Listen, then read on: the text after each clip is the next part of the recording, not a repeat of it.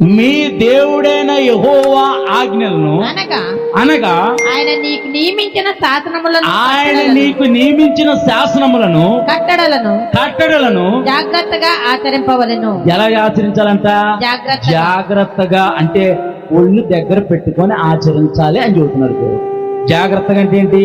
మీ దేవుడైన యెహోవా ఆజ్ఞలు అంటే పరిశుద్ధ గ్రంథంలోని ఆయన మాటలు, ఆయన కట్టడలన్నా, ఆయన శాసనాలన్నా, ఆయన వాక్యమన్నా పరిశుద్ధ గ్రంథములోని ఆయన వాక్యము, ఆయన మాటలో మనం ఏం చేయాలంట? మీ దేవుడైన యెహోవా ఆజ్ఞలను అనగా ఆయన నియమించిన శాసనములను కట్టడలను జాగ్రత్తగా పరిశుద్ధ గ్రంథమైన బైబిల్లో పాత నిబంధన గ్రంథంలో 600 పైగా ఆజ్ఞలు ఉన్నాయి. 600 పైగా ఆజ్ఞలు ఉన్నాయి. కొత్త నిబంధనలోకి వచ్చే యేసుప్రభు వారు 2 చెప్పారు.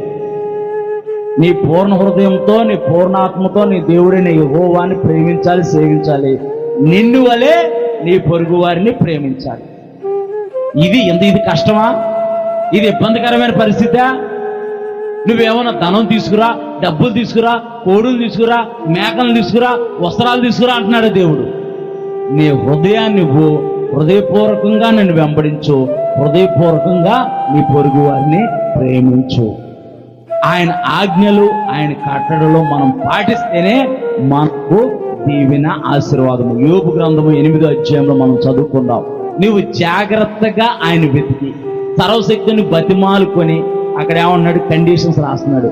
పవిత్రుడివై యథార్థవంతుడివై నీవు జీవిస్తే నీ నీతికి తగినట్టుగానే, అంటే నువ్వు ఎంత యథార్థంగా, ఎంత నీతిగా భక్తి చేస్తే అంత ఆశీర్వాద పరుషాన్ని నీ మీద, నీ కుటుంబం మీద నేను కుమ్మరిస్తానన్నాడు. దేవుని నామానికి మహిమ కలుగును గాక.